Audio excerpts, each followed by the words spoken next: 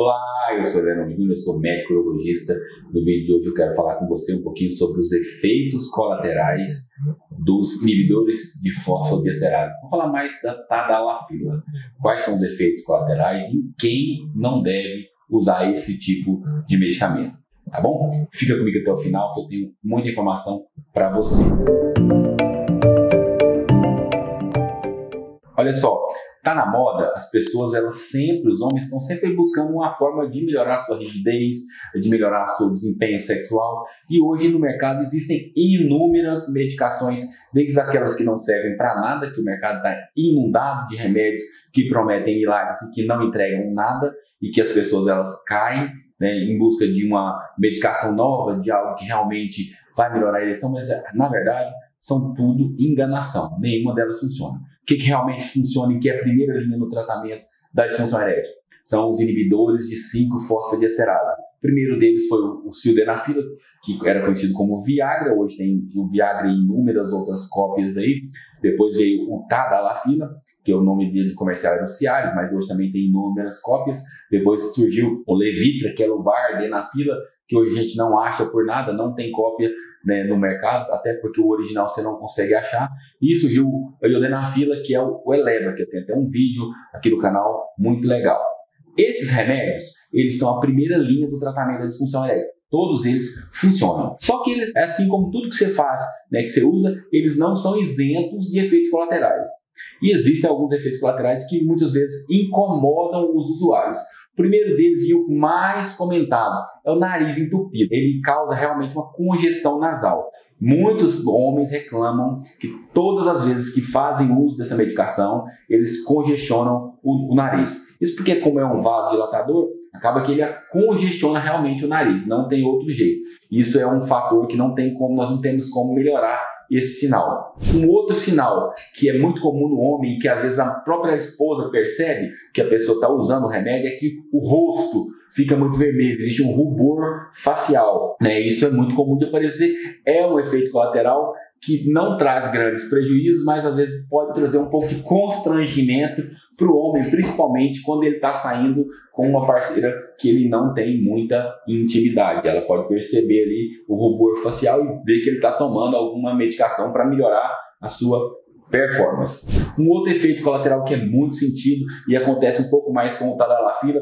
do que com a sildenafila é a dor dos membros inferiores e dor lombar. É uma dor que começa na região ali da lombar mais baixa e desce por trás da perna. É como se fosse um peso, um cansaço. É uma mialgia. Ela também é ocasionada pelos Cialis. E geralmente isso passa depois do 10º dia de uso. Principalmente para aquele homem que usa o Cialis, o tadalafila de uso diário, aquele de 5 mg, que nós temos um vídeo falando sobre ele com relação ao tratamento da próstata, né? Quem usa ele diariamente pode sentir isso nos primeiros dias. E é muito fácil de resolver. Você começa a tomar junto com ele. Se você tem ali no 3º dia, está incomodado com essa mialgia, você pode tomar junto com ele um Dorflex durante os próximos 10 dias. Não interrompe o remédio, você mantém o Dorflex.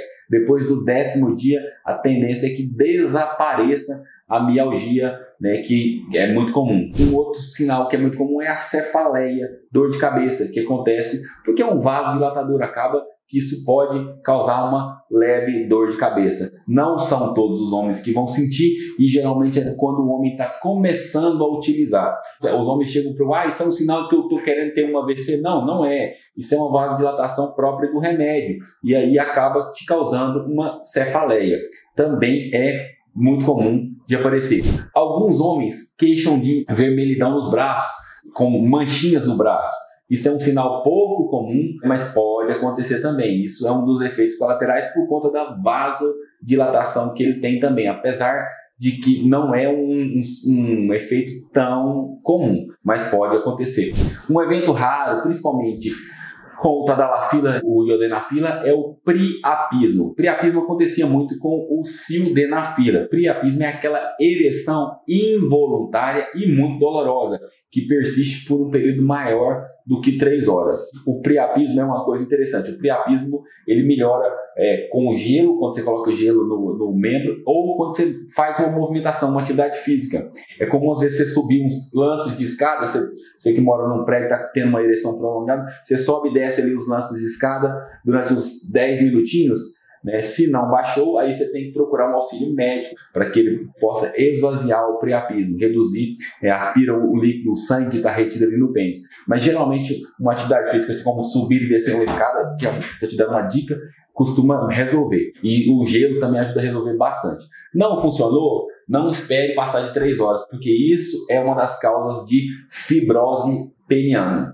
Felizmente, o priapismo não é uma reação adversa comum, tão frequente dos inibidores de fosfodiesterase. Com o Viagra era um pouco mais frequente. Com esses novos aí, o Tadalafila e o Sildenafila e o Vardenafila não são tão frequentes, até porque não dão a mesma rigidez que o Sildenafila dava.